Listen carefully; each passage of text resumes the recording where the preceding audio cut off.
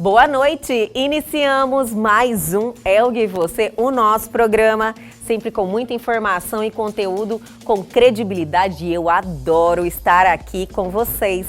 O nosso programa de hoje, como sempre, sensacional, e pensando em vocês, deem uma olhadinha.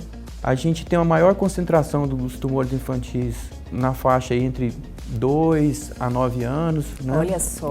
Então é uma fase que ainda depende muito dos pais, né? Na adolescência a gente também tem bastante casos. E temos também aquele bate-papo de toda segunda-feira, de todo início de semana, com ele, Carlos Campelo, que nos trouxe aí um assunto que mexe diretamente com o nosso dia a dia. É uma questão que nós temos que alertar, nós temos que conversar em família, conversar, dialogar, saber escutar o outro, saber entender quais são as nossas razões, e uma das coisas que a gente percebe que está faltando, já veio das eleições presidenciais, quando a mídia social ela foi importante. Teve agora o boom do Big Brother, nós estamos prestes a entrar no ano eleitoral, é a falta de empatia que nós estamos vivenciando principalmente nesse último ano da pandemia. Fica aqui comigo que o Elga e Você está apenas começando.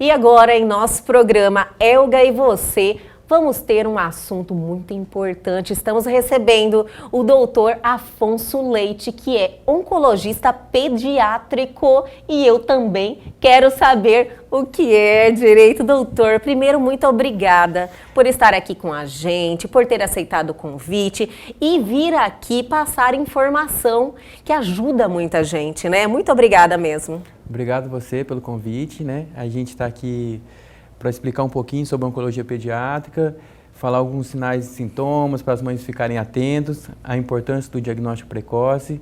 Nós vamos bater um papo aqui com a Elga sobre dar uma transitada nesse tema tão importante e tão delicado também, porque tudo que fala de criança, a gente tem uma sensibilidade maior, né, doutor?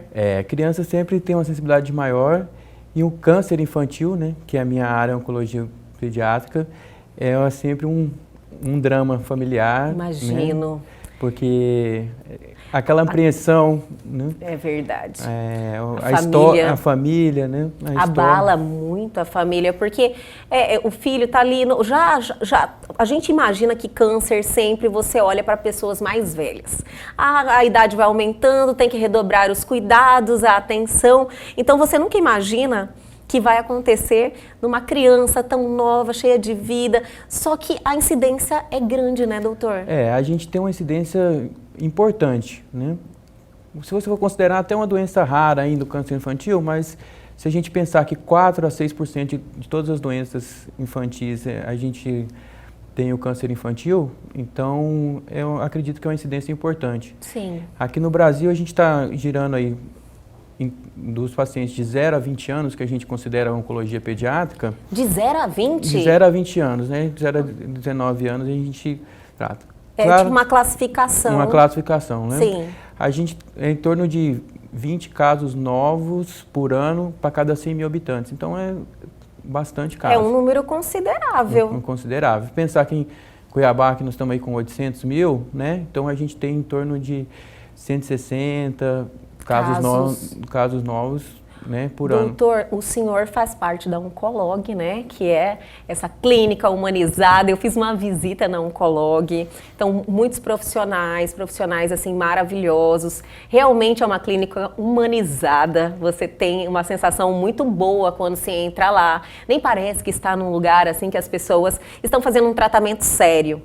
E vocês têm uma equipe multidisciplinar. E o senhor cuida de toda a parte da pediatria.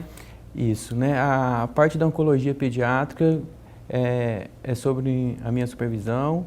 Sim. Né? A Oncolog é realmente excelente, é uma parceria que eu iniciei aí com o Dr. André desde dezembro do ano passado. Dezembro. É uma coisa que era carente aqui em Cuiabá, a Sim. oncologia pediátrica, e a gente tinha o Hospital do Câncer, que eu também trabalho lá, e mais na parte aí dos convênios e tudo, né, nessa parte que a clínica veio para a gente somar mais um pouco com a cidade. Com toda certeza. Doutor, o senhor falou algo muito interessante no início da entrevista, que é sobre os alertas que os pais devem ter, né? Então, eu acho que isso é muito relevante a gente mencionar. Quais são, assim, os sintomas, o que acontece na rotina, de alteração na rotina da criança, que os pais têm que ligar esse alerta? Primeiro, assim, eu comentar um pouquinho que na infância, né, os tumores da infância, a gente não é que nem um adulto, que as causas externas, o modo de vida, não é tão importante como prevenção, né? Então, a gente tem como principal prevenção o diagnóstico inicial precoce. E como que a gente faz isso, né? Principal é sempre manter um acompanhamento médico, né? Porque ali nos primeiros meses de vida sempre acompanha, depois a criança vai crescendo, vai ficando bem, vai deixando, vai indo, né? Não vai mais no médico, aí é só quando tem uma febre, quando tem alguma coisa que procura um médico. Então, essa rotina é sempre bom, né? A gente tem também que ficar atento àquelas famílias que têm algumas doenças genéticas, né? É verdade, porque a hereditariedade é algo muito marcante no caso, né? Quando tem um problema na família, você já liga o alerta. Isso. Quando o histórico, né, familiar de tumores, de câncer, a gente já tem que ter uma certa atenção. Apesar de não ser uma doença muito hereditária, mas as doenças infantis, mas ela tem... aumenta as chances. Aumenta as chances, né? Entendi. E principalmente algumas doenças que às vezes nem é câncer, né, que são muito importantes, que nem neurofibromatose familiar, algumas doenças genéticas como a síndrome de Down, são algumas coisas que a gente também aumenta a chance, né? E quando você tiver um diagnóstico de alguma doença genética, aquela doença sempre pode ter uma maior prevalência de vir um câncer infantil. Então, essa população tem que ficar atenta. E mais o importante, voltando, é mesmo um acompanhamento de rotina. E ter, assim, uma rotina realmente, ter na agenda. E qual que é essa frequência, doutor? Assim... As que são mães até que sabem, né? Mas é bom a gente deixar, assim, algo pré-estabelecido. Mais ou menos em torno de, pelo menos umas 2 vezes por ano, né? 2 vezes no ano é suficiente? É suficiente, né? A gente pensar que 40 minutos, 1 hora aí, né? No ano é tranquilo, né? Pra gente, pouco tempo, né? Então, ter um pediatra de confiança e ir passando, né?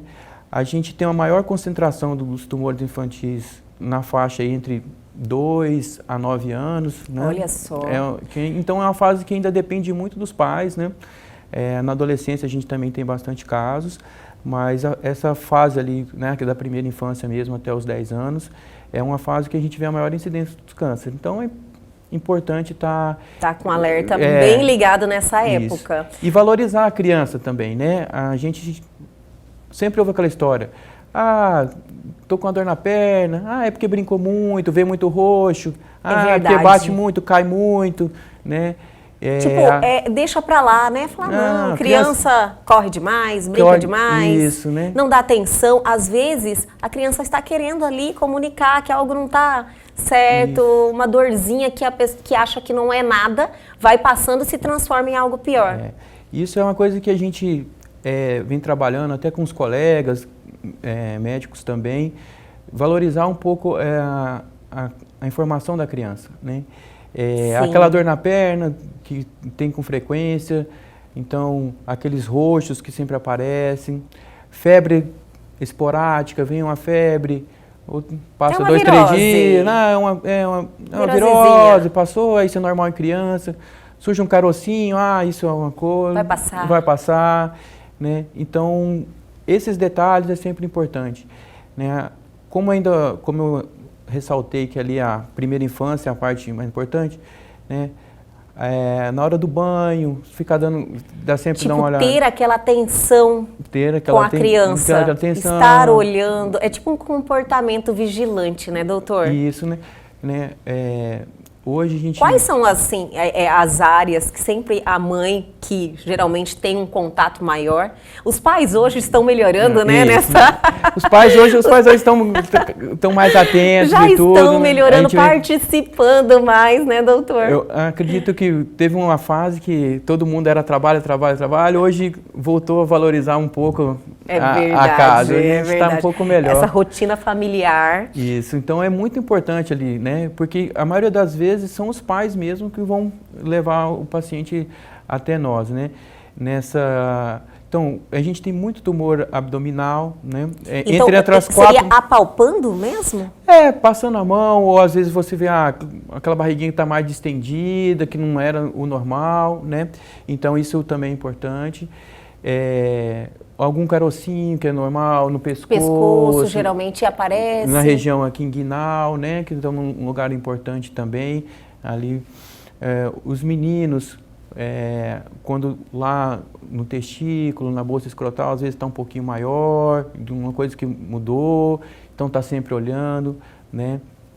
Então, esses detalhes é importante, né? Porque às vezes a criança muito novinha não reclama também, não reclama, né, doutor? porque nem a maioria das vezes... Nem sabe o que é direito. A maioria das vezes não são dolorosos, né?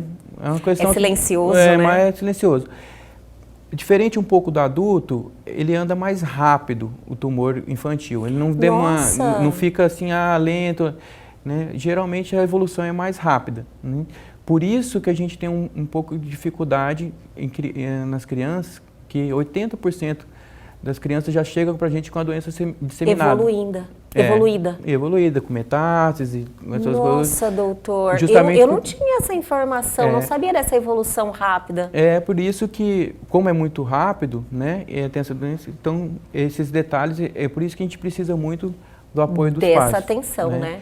Doutor, eu quero saber mais ainda, eu achei muito interessante que nós temos que fazer esse alerta.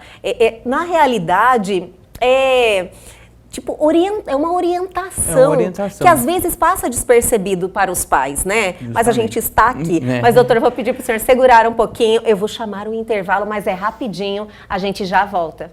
Estamos de volta com esse bate-papo muito importante, é um alerta à saúde, né, doutor? Nós estamos aqui falando sobre isso no intervalo, o quanto é importante trazer essas orientações para as pessoas ficarem com esse comportamento vigilante, ter essa atenção com o seu filho, porque eu não sabia que o câncer infantil tinha uma evolução mais acelerada, doutor. Sim, a evolução do câncer infantil é mais rápida, né?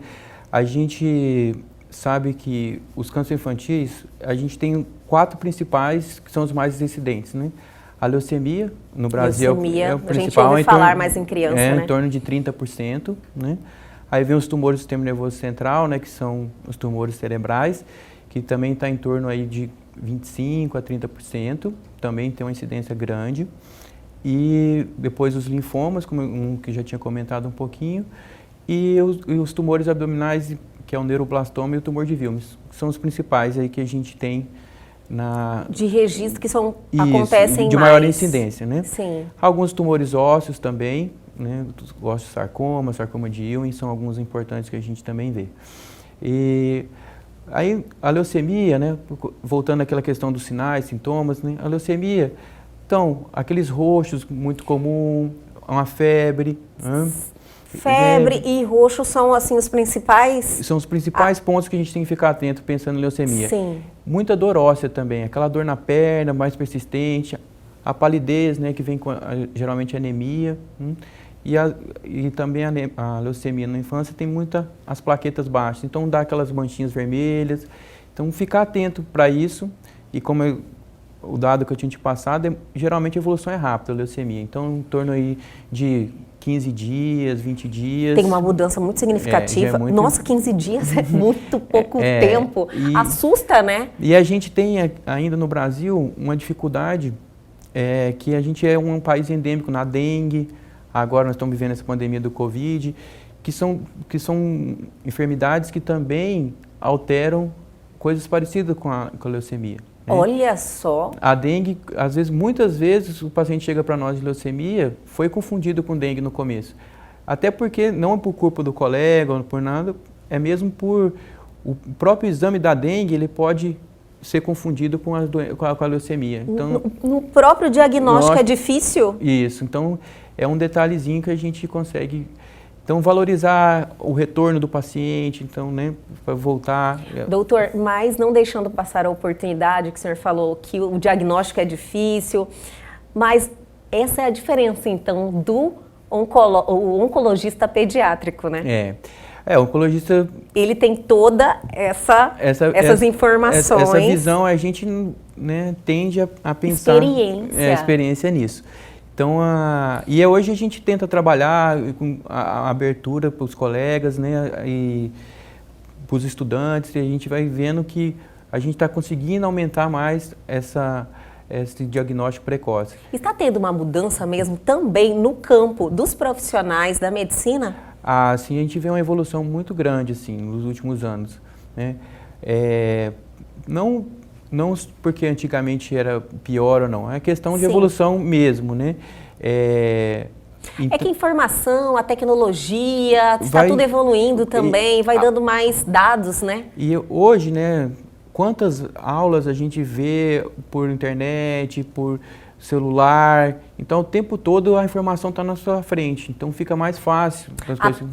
A comunicação, doutor, a própria comunicação está facilitada agora. As especialidades foram ficando mais próximas, né?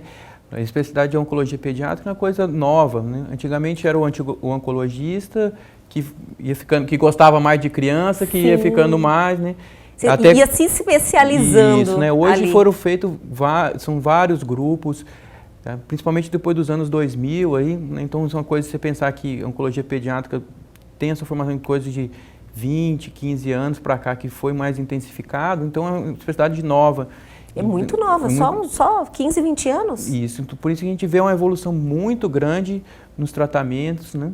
E, graças a Deus, a criança também costuma ter uma resposta melhor do que o adulto. Olha, né? Que importante. A criança tá novinha ali, né? É importante falar, né? A gente falou assim, pode dar da parte ruim um pouco assim do câncer, né? Mas também a criança tende a ter uma resposta melhor, tolerar melhor as quimioterapias, né? As crianças são mágicas, né? Eles tudo é brincadeira, é uma vitalidade. Sofrem, né? O adulto tem muito, né, a depressão do diagnóstico. A gente vê que as famílias sofrem muito mais do que as crianças que estão lá tratando e tudo, né? É um tratamento pesado, geralmente longo, 1 ano, 2 anos. Né? Às vezes vai e volta, mas a gente vê que é muito importante. Quando vai chegando nos adolescentes, a gente já vai pegando um pouco dessa questão do adulto, da depressão, às vezes... Sofre com a situação. Entende mais, né? A criança não entende. A criança de abaixo de 10 anos, vamos lá. Tem que fazer o tratamento, vamos fazer. Sente um incômodozinho, né? Porque melhorou bastante, doutora, como que eu posso dizer, os efeitos colaterais dos tratamentos estão... Porque antes era reação náusea, aí ficava um pouco fraca. Hoje, como está? Continua da mesma forma? Ainda temos, né? Porque as drogas estão melhorando, estão cada vez ficando mais específicas, mas ainda a gente tem um cometimento geral, sistêmico do corpo, né? Então, ainda tem as náuseas, vômitos, a perda de cabelo, que é a mais comum, né? Que é o traumatizante. Ninguém quer perder os cabelos. O estigma de falar que está doente, de mostrar que está doente, né? Sim. Mas isso tem melhorado muito, né? A gente vê que hoje as famílias já importam um pouco menos com isso, estão preocupadas realmente com a saúde, o retorno da saúde. Isso que é o importante. Vai evoluindo, como eu falei, nós estamos com 15, 20 anos aí de evolução na oncologia pediátrica e a gente foi justamente trabalhando em ter uma maior taxa de sucesso com a menor taxa de intoxicação pelos remédios, né? Então, vamos treinando os protocolos e vamos adaptando para justamente a gente ter menos. É uma evolução, então, a oncologia pediátrica. É pediátrica, tá certo, doutor? Isso mesmo. Tenho certeza que nos dados vão mostrar isso, que o índice de cura, de sucesso no tratamento deve ter aumentado até por essa especialidade, né? Por vocês conseguirem identificar de forma mais rápida, porque se a evolução é rápida, como é que fala? O diagnóstico precoce faz toda a diferença. Hoje, graças a Deus, vai melhorando, né? A gente tem aí mais acesso a tomografias, a ressonância, ultrassom, né? Os exames laboratoriais também já estão mais disseminados. Então, isso está fazendo a gente evoluir. E a gente está sempre batendo papo, conversando. E uma troca muito grande. Uma troca também vai evoluindo no diagnóstico. E agora, essa importância da família, a gente volta a falar, né? De a gente não desleixar, de fazer ali uma consultinha com seu filho, qualquer sinal e sintoma, valorizar, né? Ah, não, é porque correu demais, bate, isso daí não existe. Isso é muito importante. Insiste, né? Se o Eu percebi que isso deve ter acontecido muitos casos. Acontece bastante, né? Porque eu vejo o senhor enfatizando isso, que às vezes esse desleixo, lógico que nenhuma família quer seu filho doente. Porém, às vezes, um desleixozinho, uma falta de atenção muda uma história. Muda muito, né? Então, essa questão de estar olhando realmente é importante. Como eu disse, a gente não consegue fazer com criança uma prevenção. Igual você fala para adulto, não fuma, não bebe, né? Não tem uma vida assim, faz exercício. Né? A criança a gente não tem essa prevenção, né? Porque as doenças são uma mutação que a gente chama de somática, de pouco diferente. Então, o que vale mesmo é essa atenção para a gente pegar o quanto antes, né? Diagnóstico precoce. Né? Diagnóstico precoce é o mais importante mesmo para os cânceres infantis, a gente tem um sucesso. E graças a Deus a gente tem um sucesso aí em torno de 70%, 80%, dependendo de cura da maioria dos cânceres, né? E olha que são cânceres que a gente entende que é agressivos, né? Como a gente tinha citado, né, da questão da evolução rápida, são realmente agressivos. Sim. Né? Então, essa questão esses números de 80% é muito expressivo. É importante, né? Centros bons, quando a gente consegue fazer, né, é muito importante a gente dar. E só está evoluindo, né, doutor? Só notícia boa. Né? E como lá na clínica, a gente também, e em outros lugares, a gente vê a importância também das outras áreas, né? O nutricionista, psicólogo, a enfermagem, todo mundo se especializa. Todo esse conjunto faz uma diferença no final? Faz uma diferença enorme, né? Então, assim, para o tratamento, a gente não tem uma desnutrição, para tolerar melhor a quimioterapia, a gente tem um cuidado com os acessos da enfermagem. Então, vai se especializando em crianças. Isso é a equipe multidisciplinar. Equipe multidisciplinar, né? E o carinho, né, que a gente tem que ter num momento desse que faz diferença, né? O câncer já é uma doença difícil e sem esse apoio nosso fica mais difícil. E a gente vê que quem tem mais apoio familiar, quem tem mais, né? A gente tem as histórias tristes, né? Que as pessoas, o marido que abandona a mulher, que por causa que fica muito tempo longe, tratando a criança. Além do problema da doença, da situação que já é difícil, atinge outros setores. Isso, né? Aquele pessoal que não ajuda. Tem pessoas que não aguentam, vamos dizer assim, uma linguagem bem coloquial, o tranco, né, doutor? Não aguenta o tranco. Não aguenta o tranco e sai da situação. Isso, se acovarda. Acovarda mesmo. Realmente tem que ser forte. Tem que ser forte. Então, assim, até nesse momento aí, tá chegando o Dia das Mães, assim, é muito importante a gente ressaltar a força das mães. Das assim, mães. Mãe é mãe. Pai tem que ser pai também, pai viu? Tem que ser pai, sim. Não estamos desprezando, porque tem grandes pais também. Sim, com certeza. Mas mãe é mãe. É diferente. A mãe... Ela não abandona nunca, ela está sempre ali. A força da mãe é importantíssimo. Faz muita diferença. Faz muita diferença, né? A gente vê... Nossa, que bom o senhor está falando. O senhor está falando isso. É muito importante. Não, assim, a gente vê que são guerreiras, assim, né, vão ficando. Muitos pais também, famílias, avós, tudo muito, mas nessa data que está se aproximando, a gente tem que ressaltar aí a força das mães, que é muito importante. Ai, que maravilha! Realmente, estamos na semana do Dia das Mães e com uma homenagem do doutor aí, Afonso Leite, que é oncologista pediátrico e mostrou que o amor de mãe realmente é algo especial, iluminado. Doutor, olha, muito obrigada mesmo por estar aqui com a gente, por estar compartilhando essas informações e fazendo esses alertas que quem está nos assistindo e que tem uma criança perto, principalmente dentro dessa faixa etária que o senhor falou, que tem que ter mais atenção, já vai ali ligar esse alerta tão importante, porque o diagnóstico precoce é muito importante. Com certeza. Eu agradeço a oportunidade aqui, volto a reforçar essa importância aí do cuidado. Um recado também para os adolescentes, que eu sei que o seu programa pega bastante os adolescentes, é um programa jovem. Não esconda alguma coisa, porque o adolescente tem muito isso, né? Sim. Então, às vezes fica escondendo um diagnóstico por vergonha, a gente vê muito isso.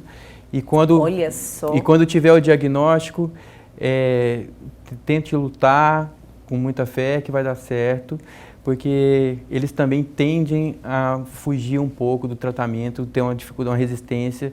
Então, final aí para os adolescentes também. E vamos falar mais disso, doutor. Quero que o senhor volte aqui ao nosso programa. Vamos fazer o foco aí, porque a adolescência, foi bom o senhor falar, é uma fase de muitas mudanças. Então, eles estão trabalhando o emocional, a fase emocional, principalmente nas relações sociais, é algo que impacta muito na adolescência. E aí, quando é atingido ainda por uma doença que é um câncer, não é uma notícia boa em nenhuma fase da vida, deve ser muito difícil essa administração. Estou no auge, de repente estou doente, né? Então, esse alerta final. Vamos voltar a conversar sim, nós temos vários meses aí ao longo do ano de conscientização de algumas doenças específicas, a gente volta falando mais especificamente de algumas doenças. Com certeza. Mas foi um prazer e a gente está sempre à disposição para tirar as dúvidas de vocês e dos familiares. Todos. A gente agradece muito e logo, logo espero o senhor aqui novamente. Tá, joia. Obrigada. O programa está sensacional, eu também estou adorando, mas vai ficar melhor ainda, porque chegou aquela hora deliciosa para falar de sorte, minha gente. E para isso, tem MT Prêmios, então roda o VT.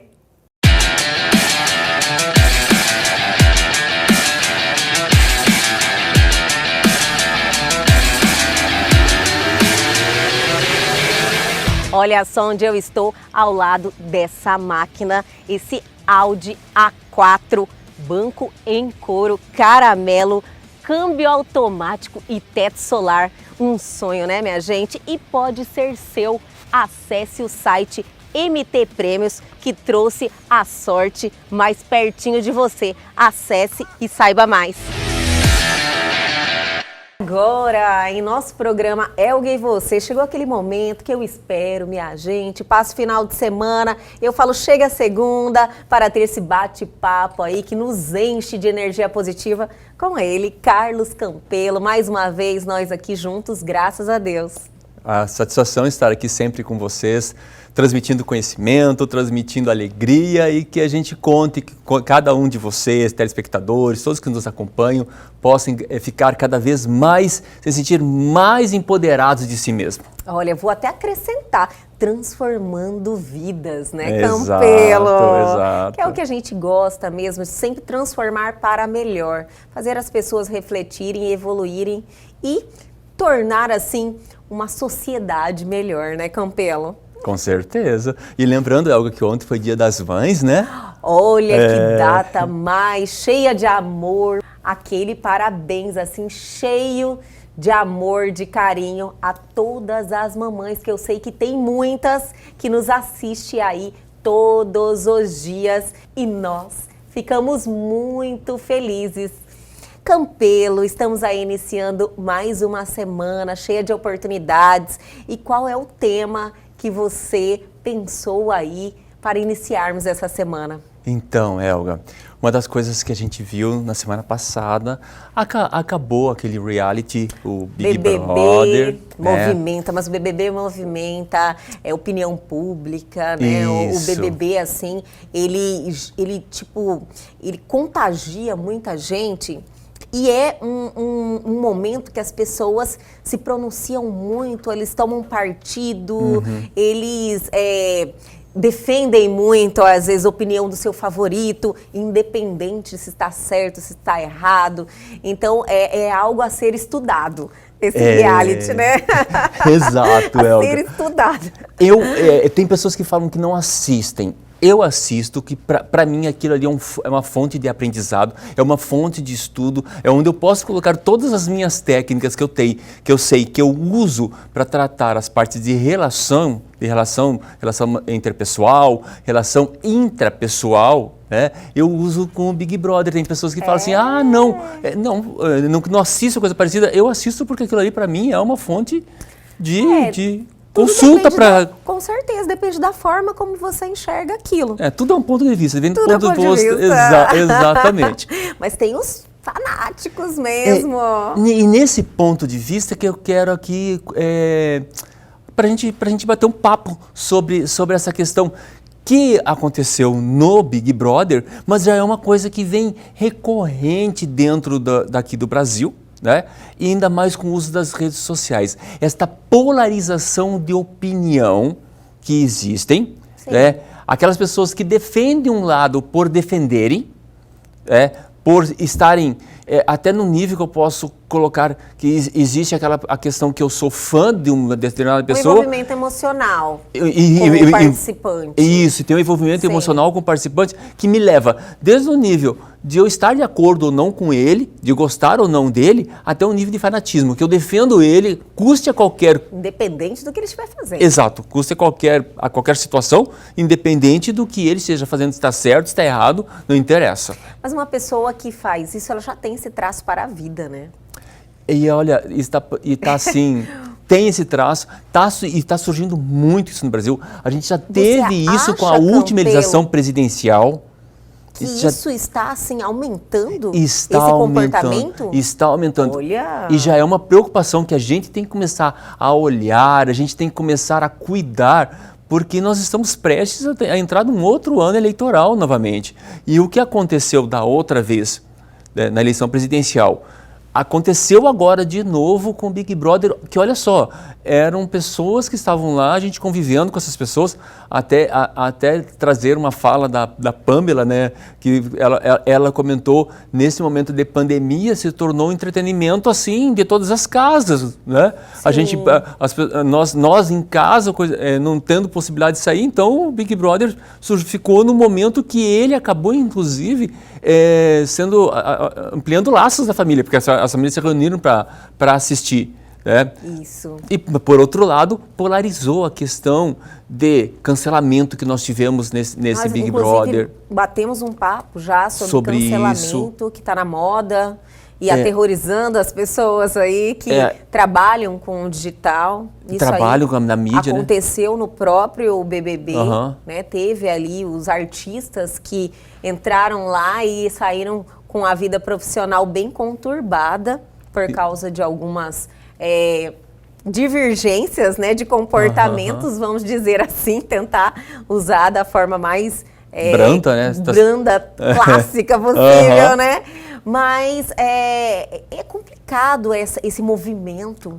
Que as pessoas estão tendo medo de se posicionarem, medo de colocar o seu real pensamento, medo pelo fato do que a mídia vai achar. Esse medo e, por outro lado, expor demais, entrar em brigas, entrar em discussões, entrar em rompimentos de relação por causa no caso agora específico, por conta de um programa de entretenimento, que era para divertir a gente, as pessoas do outro lado acabaram brigando por conta disso. Ai, que quase não tem problema, né, em casa. Tá faltando problema, peraí, né? Não, mas olha, é que as pessoas se envolvem mesmo emocionalmente. E aí é como se fosse, é um jogo. E aí eu acredito que isso influencia muito, mas é um jogo da vida real. Sim. E aquilo ali transcende, não tem como falar que saiu do BBB, acabou, porque não é que é uma novela. Não é uma novela. Não é novela. A Carminha, a famosa Carminha, né, da Avenida Brasil, da novela, né, que ela era uma vilã, era uma personagem, saiu dali a Adriana Esteves, ela, inclusive ela virou outra vilã agora numa novela. Engraçado, né? E tem pessoas que confundem. Ficam com raiva da atriz. Tem! Se lembra quantas vezes os artistas vão, eles ficam com medo de sair na rua? Sim. Porque as pessoas confundem ele, artista, com o personagem. Você imagina. E no Big Brother não tem o personagem, tem a própria pessoa, né? Tem atores e atrizes que interpretaram papéis de vilãos, né? No caso, ser uma vilã ou um vilão. E que já deram vários depoimentos falando que tiveram que realmente ficar em casa, porque vinham sofrendo agressões. Exato. As pessoas confundem o personagem com a pessoa real. Você imagina num Big Brother que é a pessoa. Exatamente. E ainda mais num momento de pandemia que as pessoas estão realmente em casa, no momento onde a rede social está aí forte, está aí ditando comportamento, ditando moda, ditando regras de conduta, e nas nossas mãos. Sim. Olha a responsabilidade que cada um de nós temos para com isso. Exato, Elga. Só e como que envolve pessoas. Assim. E o ato de criticar, apontar o dedo, ficou muito inerente. O que eu percebi nesse programa, que ali as pessoas, como você mesmo falou, ali são as pessoas, é vida real, são eles cometendo erros, e a gente vendo no noticiário as pessoas crucificando aquele coloca uma câmera em erro. você o dia inteiro para você ver se você não erra também. Não tem, Exato, nem todo Elga. mundo é certo 100% do tempo. As pessoas erram, é natural, a gente evolui, aprende. Isso aí faz parte de nós identificarmos também onde estamos errando e querer aprender, querer ser pessoas melhores. Mas julgar é muito fácil, o ser humano ele tem uma tendência a julgar e não se olhar, Campelo. Nós até conversamos sobre isso. Essas pautas assim, a gente até pode falar assim, ó, quer se transformar, quer melhorar, quer se transformar como pessoa, assiste os programas aqui da Elga, que tem muito conteúdo. Tem mesmo. Mas, Campelo, o que você atribui a esse comportamento que foi tão fomentado agora com a força da internet e talvez com uma... Eu acredito que as pessoas têm eles têm a liberdade de se expressar um pouco maior negativamente com um suposto... Eles se sentem protegidos, como se eles fossem um pouco mais anônimos, talvez, na internet. Porque cara a cara é uma coisa, né?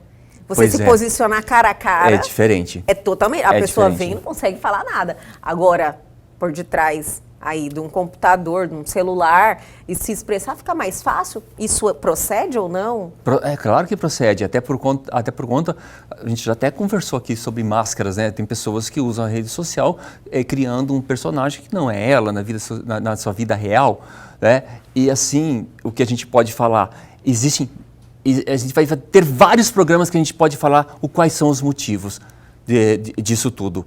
Mas eu tenho certeza que um dos principais... Pera aí, então, segura aí, já vai falar um dos principais? Pode ser. Eu vou aproveitar o gancho, minha gente, vou chamar o intervalo, mas a gente já volta, não saia daí. Estamos de volta com ele, Carlos Campelo, iniciando essa semana e com um bate-papo muito interessante. Tudo que faz parte da nossa rotina, né, Campelo, dia a dia, o que nós fazemos automaticamente ali, estamos vivenciando aquilo, é interessante demais, porque a gente consegue se olhar, as pessoas conseguem se olhar. É uma questão assim que passa assim, ó, pensamento, sentimento e comportamento. Fica nesse círculo, né? O que eu estou pensando vai fazer o que eu estou sentindo e eu vou reagir, ou o meu comportamento vai fazer eu pensar alguma coisa. Então, é um círculo que tem muito aprendizado para gente tocar e discutir aqui. E finalizamos o bloco anterior, você falando das questões que levam esse tipo de comportamento. Esse tipo de comportamento que é uma questão que nós temos que alertar, nós temos que conversar em família, conversar, dialogar, saber escutar o outro, saber entender quais são as nossas razões. E uma das coisas que a gente percebe que está faltando, já veio das eleições presidenciais, quando a mídia social ela foi importante. Teve agora um boom do Big Brother, nós estamos prestes a entrar no ano eleitoral, é a falta de empatia que nós estamos vivenciando principalmente nesse último ano da pandemia, que ficou muito aparente, muito factível a gente perceber o quanto que a gente não está tendo cuidado de olhar para o outro, não está tendo cuidado de olhar para si. Sim. Né?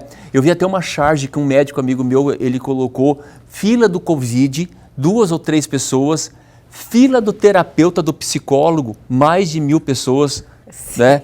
A quantidade de pessoas que estão passando por problemas emocionais.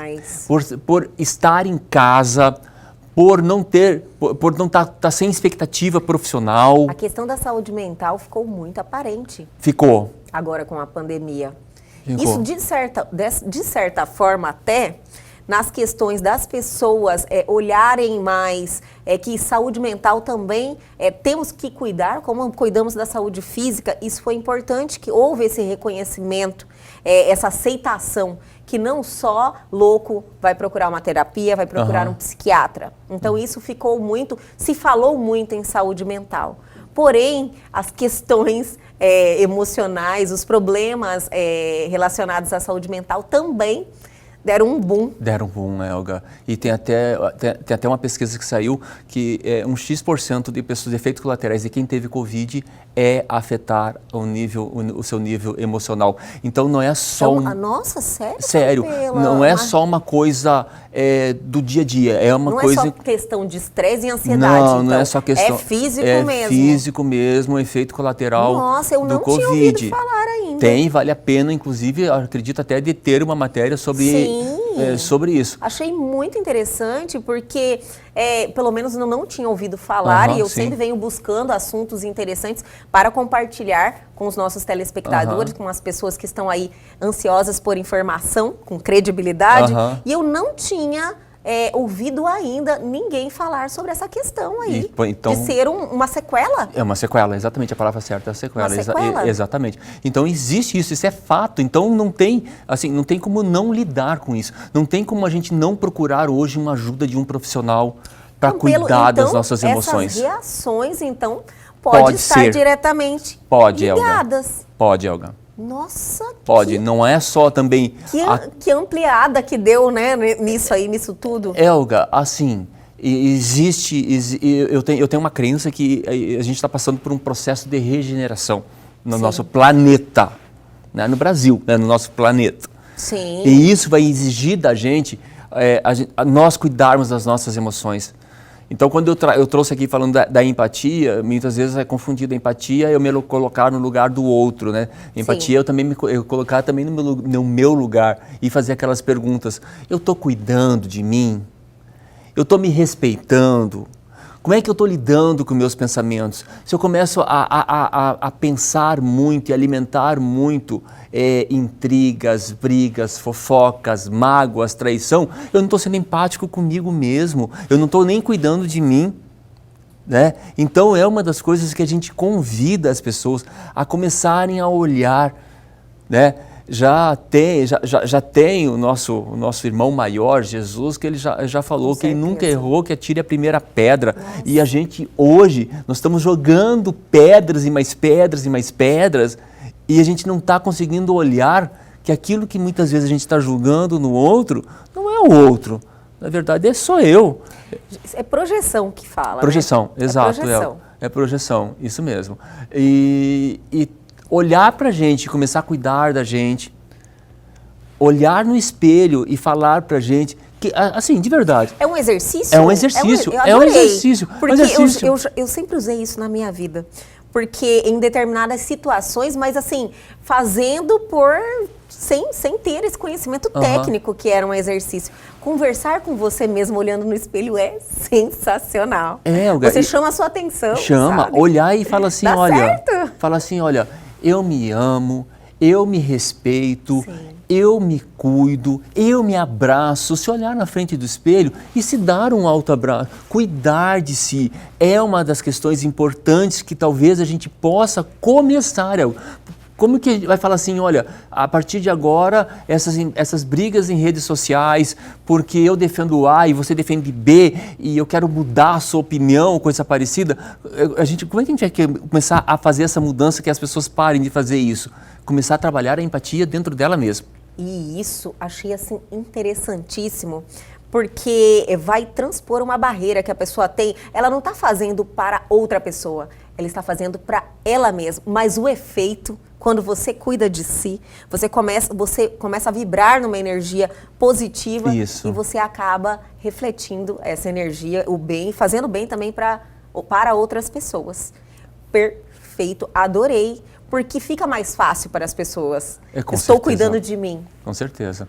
E assim, eu estou muito envolvido nisso, porque eu também estou escrevendo outro livro, né? Ah, olha! E o nome do livro... Olha, de primeira mão, nem me contou, nem no intervalo, nem antes, não combinou comigo. Não combinei assim? nada, não falei nada. Conta. O nome do livro é Hábitos que Curam. Hábitos que Curam? Exatamente. E eu acredito muito que meu hábito, você também estava falando isso agora há pouco, o meu hábito, o meu comportamento, o meu pensamento, ele me cura. Sim. E não é só e eu acredito tanto que cura doenças físicas, né? E doenças emocionais me curam. Então eu começar pelo perdão, eu me perdoar. Gente, eu sou ser humano, você é ser humano, todos nós vamos errar. Sim. O que a gente quer quando a gente erra? Que a outra pessoa olhe pra gente. A gente quer que a outra pessoa me dê carinho, me dê força, me dê a mão, me abrace, me conforte, me jogue pra cima, me eleve, né? Acolhimento. Acolhimento. Eu tenho que fazer com isso mesmo, comigo. Porque se eu ficar lá batendo o pé em alguma coisa e não querer mudar, não querer olhar com outros olhos, não querer mudar e ver que aquele comportamento já não dá mais, né? Que aquilo ali já me faz mal, né? reconhecer isso, você fala, não, vai me fazer mal. Não é legal, não tá indo pra frente, isso aqui não é um comportamento legal, aceita que você não está certo e corrija. Isso, exato. Então, é um lance que a gente até já falou um tempo atrás, a dor vai acontecer. A dor do rompimento, a dor da separação, a dor da reparação, de pedir desculpa, pedir perdão porque eu errei, né? A gente vai errar. E é tão bonito isso. É bonito. Ela dói menos do que o sofrimento, do que eu ficar lá batalhando na cabeça o dia todo, vai semana, vai mês, vai ano, eu sem perdoar, sem me perdoar, né? E quando fala perdão, não é colocar panos quentes, não é falar assim, eu perdoo tudo mais das contas e lá pra frente joga na cara das pessoas, não. É eu realmente olhar. De verdade. É de verdade. Isso me cura. Isso me cura não só fisicamente, me cura espiritualmente também. Sim, isso é fantástico. Eu acho que as pessoas precisam exercitar o perdão, que a gente consegue levar a vida de forma mais leve. Exato. Em todos os âmbitos, né, Campelo? Mas vamos voltar a esse livro aí? Então, assim, como é que está esse projeto do livro? Tem uma previsão já? Está adiantado ou você começou agora? Está bem adiantado, Olha, então você estava segurando essa informação. 7 chaves. Sério? Então agora já está quase lá. Tá quase lá. Eu espero que esse ano. Quanto tempo escrevendo? Já Já tem 2 anos, Elga. 2 anos escrevendo? 2 E olha, nós temos 1 ano aqui e você nunca falou. Eu nunca comentei sobre ele, que eu tinha escrito. Você tem que ser estudado, eu já não ia aguentar. Eu não iria aguentar, eu ia dar uma soltadinha, eu não aguento. É que é todo um processo, Elga, que não sou só eu, nós somos coautores, então é um processo de ajuda, é um processo de equilíbrio, é um processo que... É um processo, escrever um livro é um processo. Sempre para escrever uma carta hoje em dia, para você entender como que é um processo. Isso. Né? E adorei o tema, tudo a ver com o nosso bate-papo, hábitos que curam. Exato. Maravilhoso. Tô louca aqui para lançar esse livro aqui já e, né, deixar à disposição aí de todos mais uma obra que transforma vidas. Exato, Elga, e assim, tudo se vai ao encontro do meu propósito. E diga-se de passagem, semana passada a gente falou sobre propósito, assiste os programas, procura nos canais da Elga, que a gente passa bastante exercício aqui, né, Elga? Sim. Bastante exercício, vai anotando, o dia que for assistir, é pega um caderno legal? para anotar, porque a gente tem bastante exercício. O mais legal é isso, são ferramentas de fácil utilização. Você pode, esteja assistindo, nos assistindo aqui, você começa a exercitar, vai lá, escreve, materializa aquilo e as coisas realmente caminham, evoluem. Acontece, acredito que acontece. E o exercício de hoje é você se olhar no espelho, se olhe de verdade no espelho. Com verdade. Com verdade, fale o seu nome e fala que você se ama, você se respeita, que você se admira, se abrace, se dê carinho, se acolha, né? Que é um processo de cura, é um processo que você vai se transformar e você curado, você vai ter condições de olhar para o outro e ajudar a curar o outro e é uma coisa que a gente está precisando muito no Brasil hoje em dia. No mundo inteiro, Verdade. No mundo inteiro.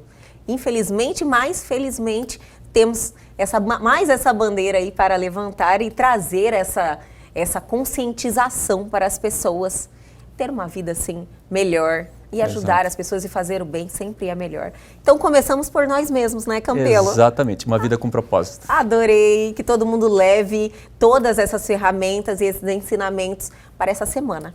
Exatamente, Elga. Campelo, sempre maravilhoso estar com você, ter essas reflexões, trazer essas informações. E aí vamos dar o pontapé inicial em mais uma semana e esperando você, lógico, na semana que vem. Muito obrigado a todos e novamente que as mães aí que estão presentes e as que não estão hoje, que a minha não está, mas está lá no céu, que todos sejam abençoados pelas nossas mães. Todas abraçadas, se sintam abraçadas aqui por nós, por todos aqui do nosso programa. Né, Campelo? Com certeza. Finalizamos, te espero na próxima semana. Uma excelente semana a todos. E o Elga e Você de hoje fica por aqui, mas amanhã nós estamos de volta sempre às 21h30. Perdeu algo? Quer entrar em contato com a gente? Dar a sua sugestão? Atenção, pegue o seu celular agora, aponte a câmera aos QR Codes que estão aí na sua tela e vá direto ao nosso Instagram ou ao nosso canal no YouTube. E essa entrevista já está lá à sua disposição, então entrem e se inscrevam. Aguardo vocês amanhã aqui na TV Pantanal, canal 22.1.